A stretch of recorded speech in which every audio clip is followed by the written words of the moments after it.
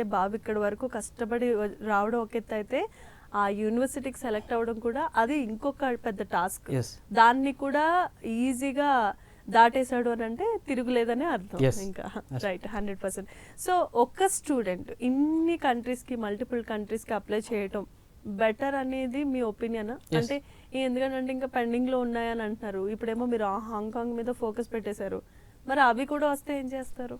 యాక్చువల్గా హాంకాంగ్ మొత్తంలో university of Hong Kong అనేది వరల్డ్ వైడ్లో 17th ర్యాంకింగ్ అండి, వరల్డ్ వైడ్ ర్యాంకింగ్. సింగపూర్లో 3 యూనివర్సిటీస్ అప్లై చేసాం, దానిలో NUS అనేది వరల్డ్ వైడ్లో 8th రేటింగ్ ఉందండి. Rating we are waiting for that one only. If we are not got NUS, definitely we'll go for University of Hong Kong. Yes. అదైతే ఇంకా 100% అండి. Yes. దాంట్లో ఇంకా తిరగలేదు. ఇవన్నీ వచ్చినప్పుడు తర్వాత రైట్. సో టోటల్ గా మీ ఒపీనియన్ అయితే ఇది. సో ఇది ఎవరు ప్రోద్బలం చేసి లేదంటే మిమ్మల్ని ఫోర్స్ చేసి అయితే మీతో చెప్పిస్తున్నారు కాదు, మీ అంతటి మీరు చెప్దామని వచ్చి ఇచ్చిన స్టేట్మెంట్.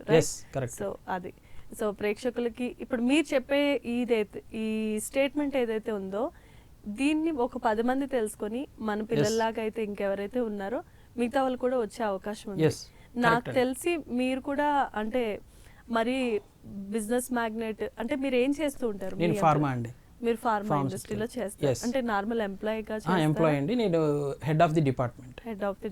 హెచ్ఓడిగా ఉన్నానండి. అంటే నార్మల్ ఒక మిడిల్ క్లాస్ ఫ్యామిలీ నుండి, కానీ అంత పెద్ద యూనివర్సిటీకి వెళ్ళడానికి మీరు ముందుకు వచ్చారు అని అంటే కేవలం సతీష్ గారు ఇచ్చినటువంటి గైడెన్స్ తోనే మీరు వచ్చారు. సో ఇది 100% ట్రూత్. మీ దగ్గర నుంచి మేము తీసుకున్నటువంటి స్టేట్మెంట్ ఏదైతే ఉందో అది ఖచ్చితంగా నిజం అని చెప్పుకోవచ్చు. రైట్.